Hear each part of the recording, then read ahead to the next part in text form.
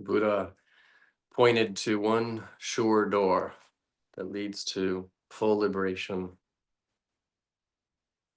the ending of stress. It was the ending of perception. Perception ends all the time. We experience what the Buddha was pointing to in milliseconds, thousands of times a day. It's pointing to something more, being able to dwell in a state that is not subject to even description or language.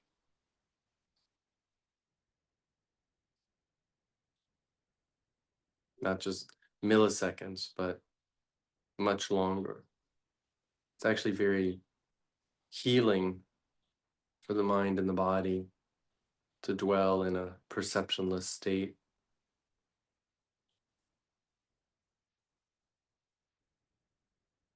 You'd be surprised. We are constitutionally built to abhor, constitutionally meaning our culture as humans.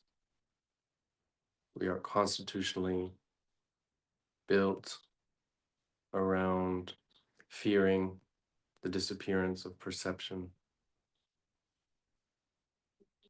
We cling not just to pleasure and the avoidance of pain, but we cling to the very foundations of our reality.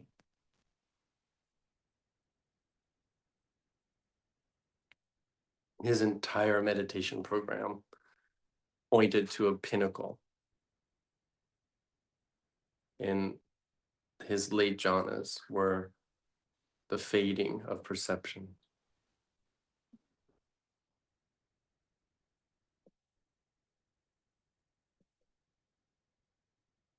I'd like for you to keep that in mind.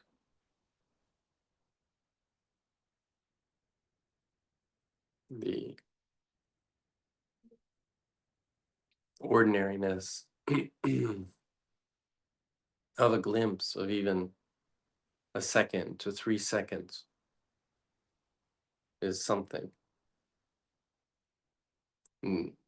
That non-experience, because there's no object there left when perception fades,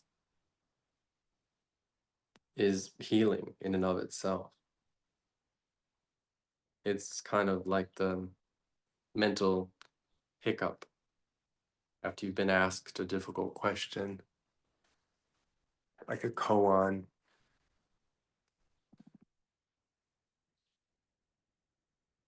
The mind doesn't know what to do.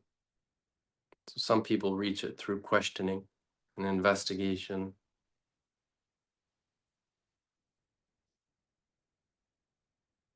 If you have a chatty, analytical mind, use it to your advantage. Don't neglect your talents. You can use your doubt to ask a really good question, a world-ending question. It's not a unconscious state, a blacked out state. There's a knowing.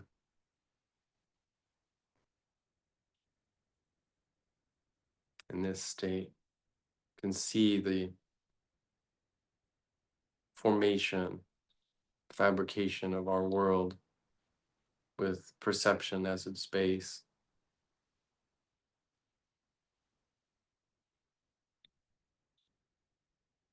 But we're in our waking consciousness, ordinary consciousness, we never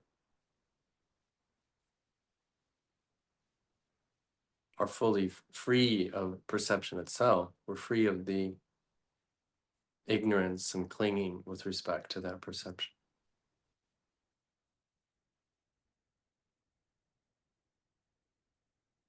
free of the what we call papancha or discursiveness or endless mental chatter.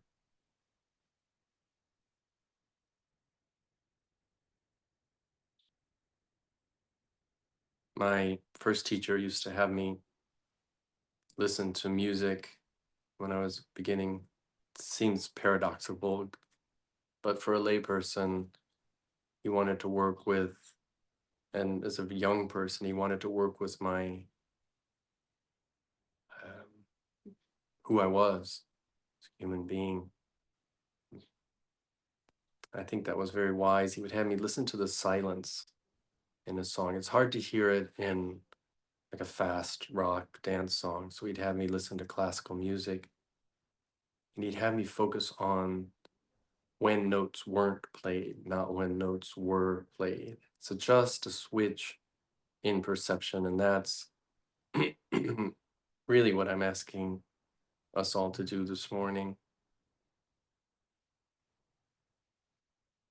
is to note that from which something we might call an experience, a mind or body object arises, and that to which it goes and dissolves.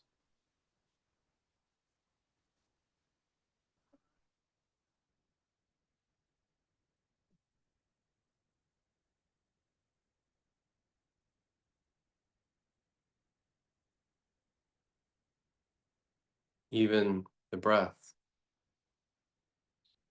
this sensation, there's a characteristic spaciousness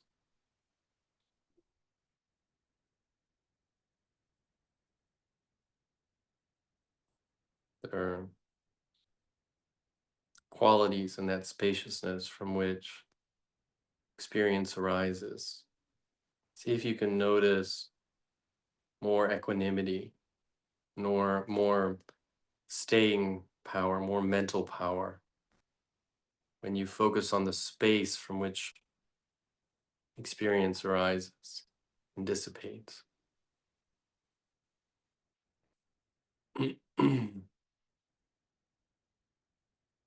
There's AI, natural AI, in adopting this perception of life, this equanimous perception of life. We start to notice there's a natural intelligence there that's wise and not distant, and can be wise and compassionate.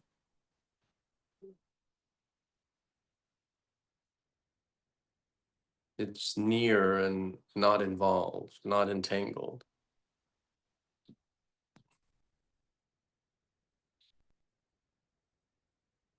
It helps to take an object like the breath.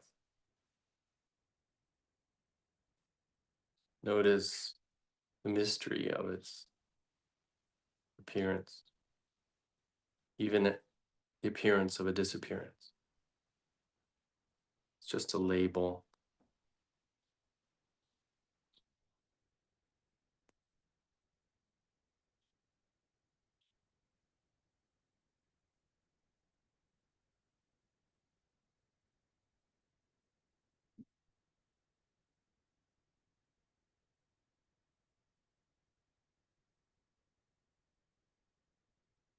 Let's feel in together this non-clinging intelligence that's natural to spaciousness.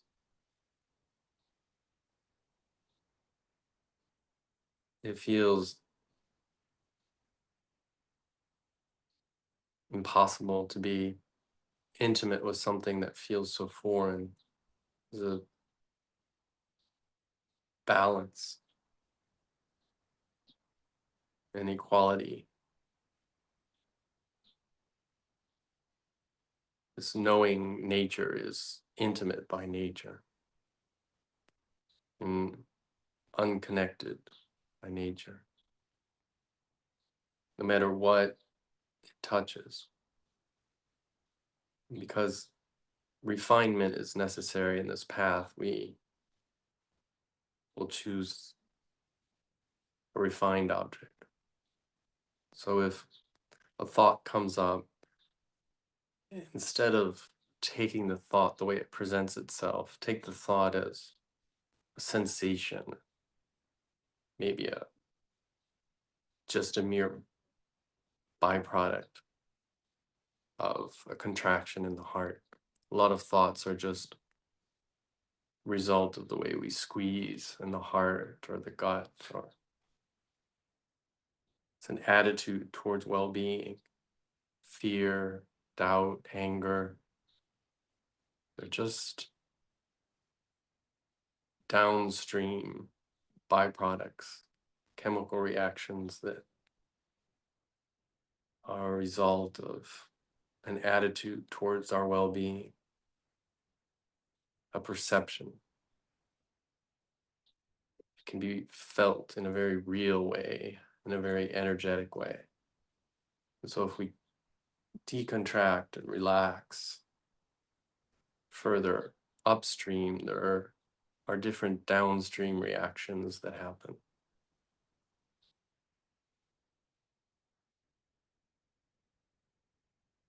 And this is all I mean by refinement, is just we don't have cultural words for this upstream world that determines our downstream world. We only talk about our downstream world.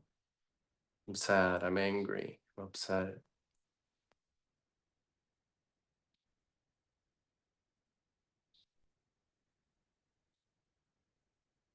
And your upstream world is your upstream world. It is beyond language. The best we can call it is breath, contraction, clinging. There's labeling going on, but it's like the labeling starts to not matter. And we can get pulled by our issues into the downstream reactivity. The more that sense of energetic refinement feels like home, the more our equanimity practice is strengthened.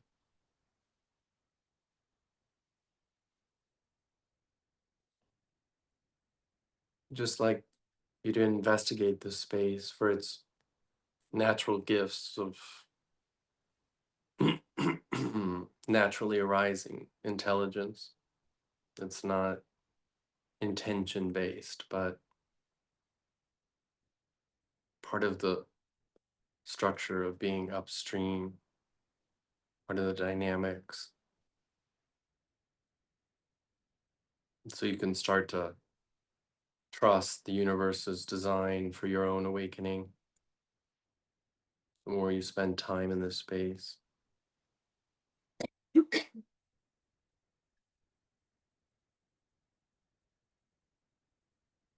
So the awakening process doesn't need to be ego-ified, turned into a hero's journey or a drama for the self.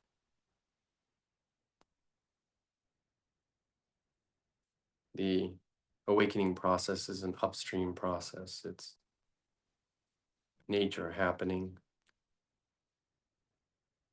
It's not a downstream reactivity. We can't ever be depressed or happy about our awakening experiences. Those are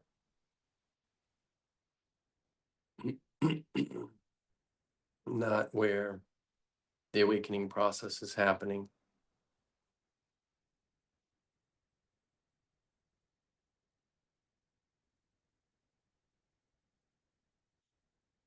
You have to see 1,000 fadings of perception, 10,000, before we can just let go to that natural awakening intelligence and abide in that liminal space where the world is being born and disappearing from.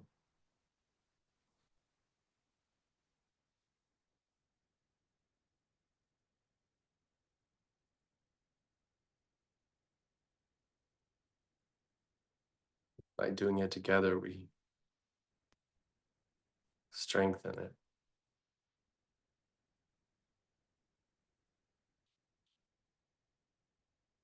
We are together in this.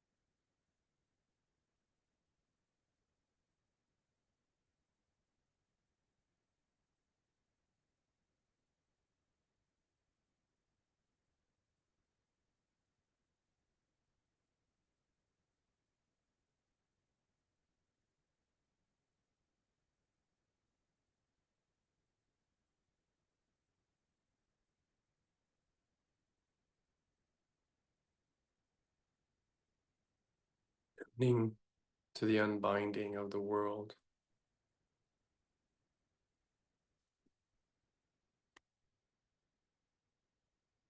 Everything moves through the perception door.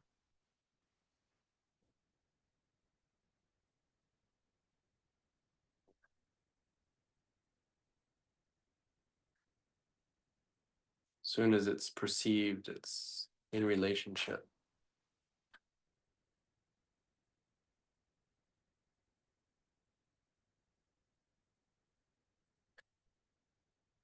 Object, subject. here, there, in between, striving. Whole world appears. As soon as we perceive an object, a form, something delimiting, something with discretion and borders,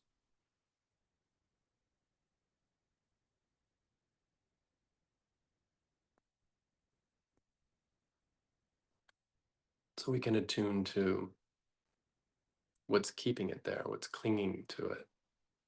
The energy is, it's at the heart of what the Buddha called suffering, dukkha.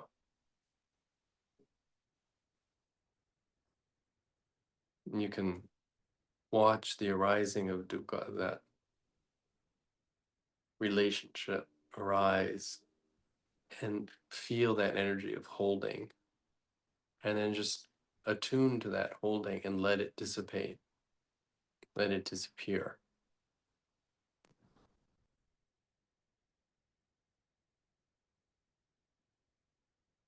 Compassionately, equanimously. There's a sort of disappearance into space. There's a sort of knowing without an object. We tend to want to reify that as an object of space, but it's not even space. We want to reify it as an object to be known, even as an unknown, known object. Mind will always want to turn something into an object of experience to justify why it's there, the self. It fundamentally just opposes.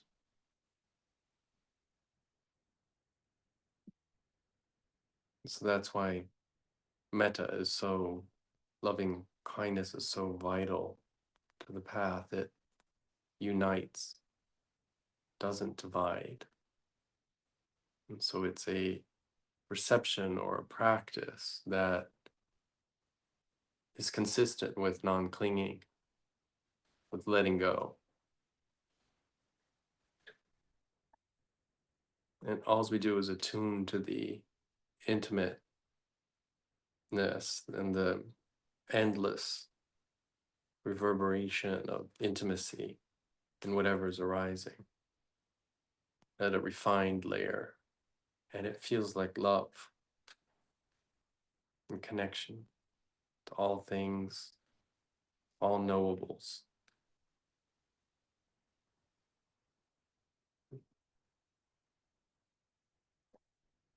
It's a godly, universal, perfect grace.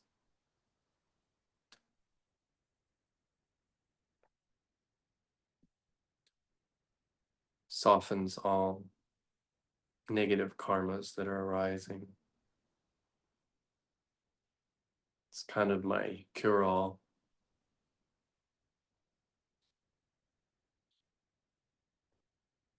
Magic potion for the soul.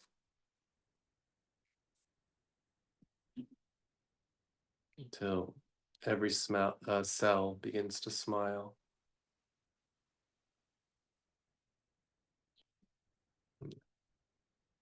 Keep shifting into that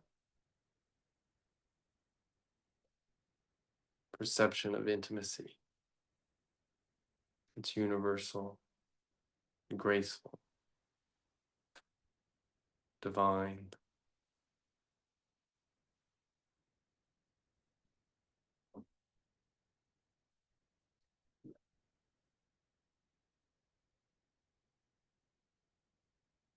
It's a graduate program for the self. It's not just for beginners.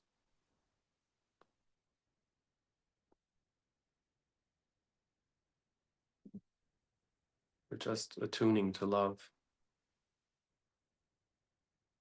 at a very refined layer. We're sharing it in the room, in the world. There are no borders, no distinctions. no unworthy beings, no separation.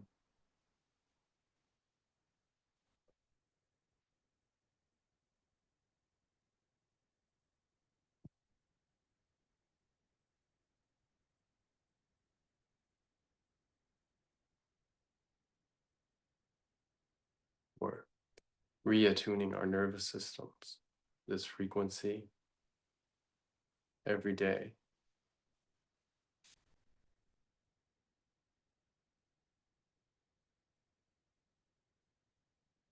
So we can have a baseline for our morning, baseline at night.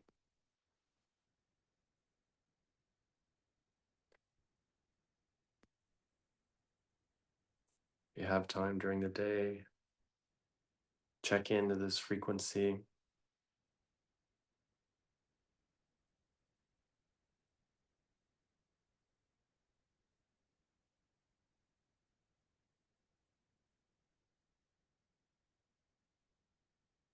Some purest form of knowing. It's objectless loving.